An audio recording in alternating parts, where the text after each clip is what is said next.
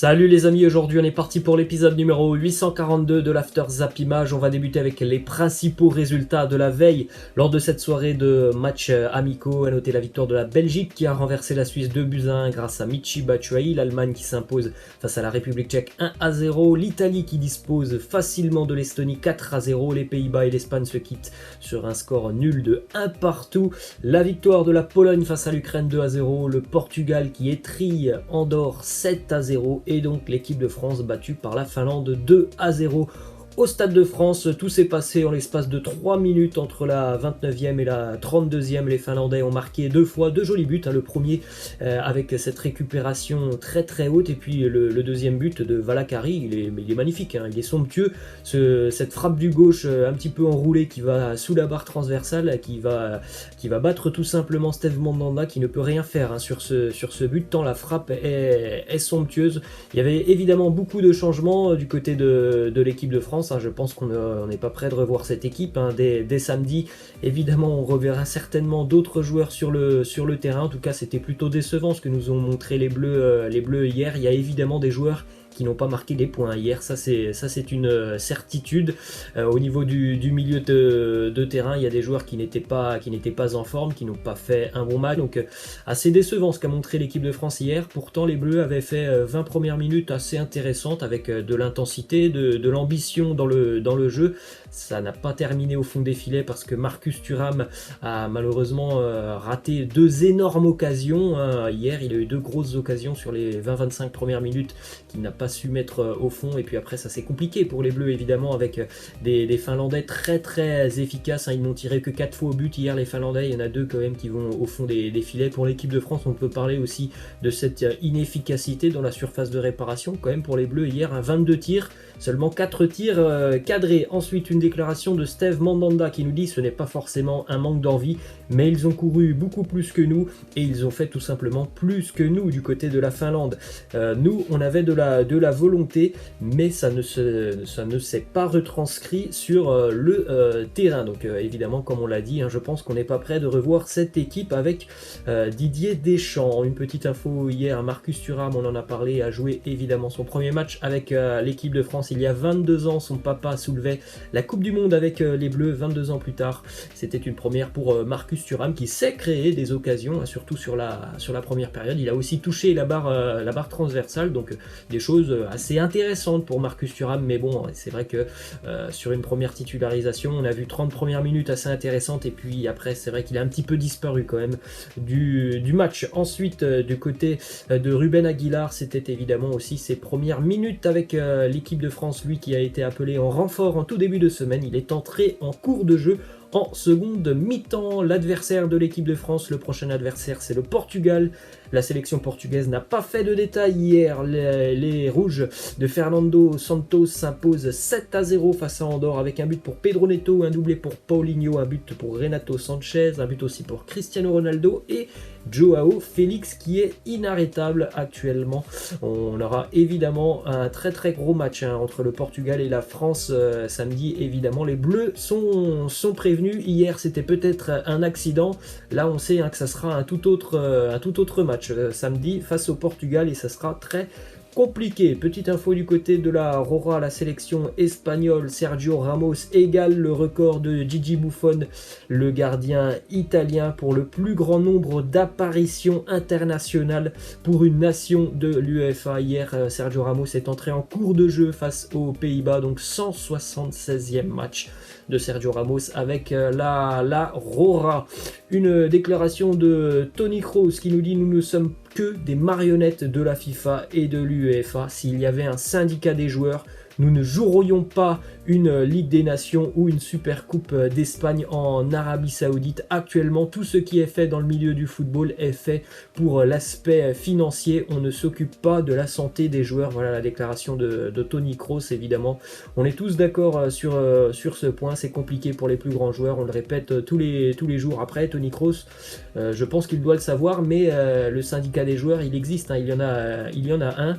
En revanche, il faut bien aussi l'avouer, ce syndicat des joueurs, il n'est pas très efficace, il ne défend pas correctement les joueurs. Autre déclaration de Toni Kroos qui nous dit les célébrations d'Aubameyang qui utilise les masques de Spider-Man ou encore d'Antoine Griezmann qui danse comme dans Fortnite. Moi personnellement, je trouve ça ridicule et idiot. C'est pas du tout une bonne image pour les jeunes joueurs. Donc après, bon, je pense que chacun fait comme bon lui semble lorsqu'il marque un but. Lui, Toni Kroos, visiblement, il semble beaucoup plus réservé et sobre lorsqu'il a l'occasion de marquer. On poursuit du côté de Paris avec le dossier Neymar et la prolongation de contrat qui avance dans le bon sens pour Neymar. Il serait prêt à prolonger au PSG de 5 ans, donc une sérieuse prolongation quand même.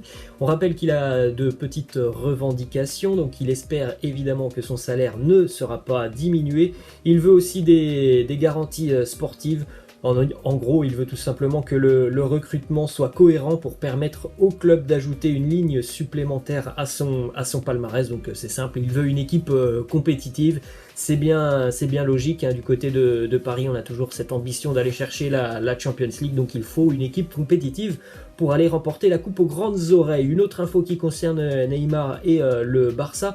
Le Barça attaque de nouveau Neymar en justice. Le club lui réclame à peu près 10 millions d'euros, une somme équivalente à un trop perçu reçu par le Brésilien lors de son passage du côté de l'Espagne. Une bonne nouvelle pour le Paris Saint-Germain, une fois n'est pas coutume, après cette vague de blessures déjà depuis quelques semaines. Marco Verratti a fait son retour hier au camp des loges sur les terrains d'entraînement. Une bonne nouvelle, on rappelle que dans 2 semaines maintenant, le PSG va quasiment jouer son avenir en Champions League face à Leipzig. Donc si jamais Marco Verratti pouvait être présent, ça serait quand même une très bonne nouvelle, hein, quand on voit le milieu de terrain parisien depuis quelques semaines qui est assez inquiétant. Évidemment, le retour de Verratti, ça pourrait être une très bonne nouvelle du côté de Paris. Donc il a encore au moins une bonne quinzaine de jours avant de pouvoir revenir, on va dire, au mieux de sa forme. Est-ce qu'il sera à 100%? C'est une question qu'on peut se poser, mais en tout cas c'est déjà bien de le revoir sur les terrains. Direction l'Olympique Lyonnais maintenant avec une info qui concerne Memphis qui pourrait donc rejoindre le Barça au mois de janvier. Selon les infos du quotidien espagnol Mundo Deportivo, Memphis est prêt à tout pour rejoindre le Barça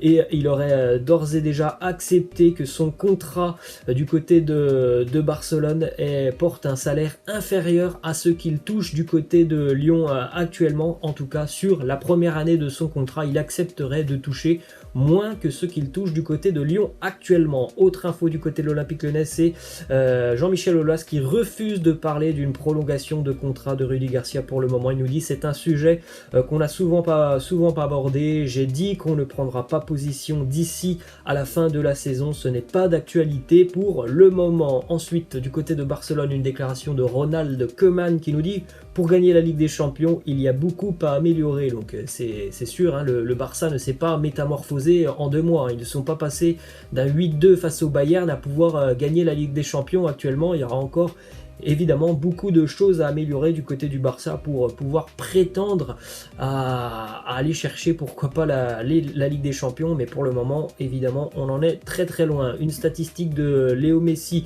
sur les 10 dernières années, l'Argentin est le joueur ayant marqué le plus de coups francs avec 33 coups francs marqués par Léo Messi. Autre info qui concerne Lionel Messi, depuis 24 ou 48 heures il y avait des rumeurs qui annonçaient que Messi allait probablement rejoindre le Paris Saint-Germain. Évidemment c'était des fake news. Son papa qui est donc son agent s'est exprimé sur ces infos sur son compte Instagram et il a démenti tout ça. Il n'y a aucune rumeur vérifiée, hein, sur un éventuel transfert de Messi du côté du Paris Saint-Germain. Direction le Real Madrid maintenant avec cette info qui concerne Karim Benzema. Le coup qu'il a reçu face à Valence ne serait pas grave, heureusement d'ailleurs pour Zinedine Zidane. Karim Benzema devrait être apte à jouer dès le prochain match du Real Madrid face à Villarreal. On poursuit justement du côté de Villarreal avec une déclaration d'Unai Emery qui nous parle donc de Kubo. Il nous dit c'est difficile de prévoir le potentiel de Kubo, mais il a des caractéristiques similaires à celles de David Silva lorsqu'il est arrivé du côté de Valence. Il joue bien entre les lignes, rapide dans sa conduite de balle, mais il doit continuer à progresser. Autre info du côté de Madrid, les statistiques du duo Luka Jovic et Mariano Diaz qui n'ont marqué que 3 buts en 1123 minutes de jeu du côté de Madrid. Luka Jovic c'est 32 matchs avec en moyenne 32 minutes de jeu pour 2 buts marqués. Mariano Diaz c'est 98 minutes dans le jeu pour 8 matchs.